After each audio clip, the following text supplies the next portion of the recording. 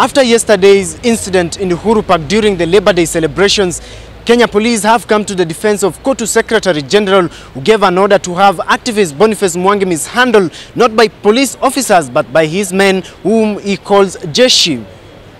Today, GSO at 7 sought an explanation from the National Police Service on the incident that clearly revealed the falsehood of the much-touted police reforms in the country.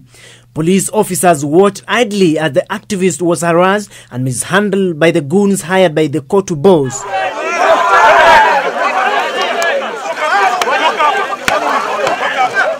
Na kama nyinyi mumetumwa wachache kupiga kelele haifai, na polisi asiende huko kwa ajili iko shop stewards huko watadili na hawa. Jeshi langu liko huko litao. I don't think that Mr. Atwoli has an army per se, and I think these were sentiments which were raised on the spur of the moment as a result of the incident.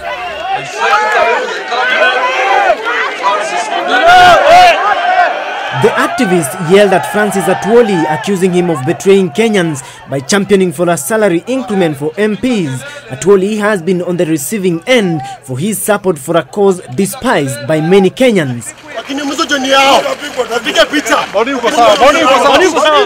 Atwoli's Jeshi took action and beat the activist, but the National Police spokesman defended the behavior of COTU Secretary General Francis Atwoli, who ordered his goons in the presence of the President and even the Inspector General of Police, David Kimayo. I don't think that it is only Mr. Atwoli who saw that to be wrong. All of us, I'm sure, must have found that to have been very wrong.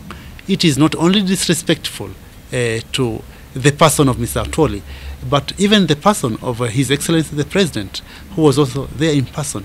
The activist was today arraigned in the Milimani Law Court and will have his case heard tomorrow. Yesterday's incident, though on a smaller scale, if you can call it that, reminds one of the old KANU days when Timothy Njoya, a renowned human rights activist, was also beaten recklessly by the police.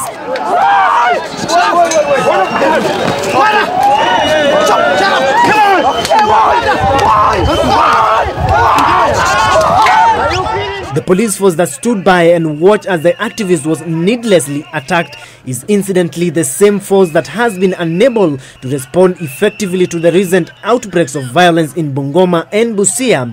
Inaction appears to be the code by which the force lives. Boniface Mwangi will now have to struggle to convince the courts that he did not act contrary to the law and should be left to exercise his freedom of expression just like any other Kenyan as stipulated in the Constitution. Stephen LETOO for GSO at 7 in Milimani Law Courts.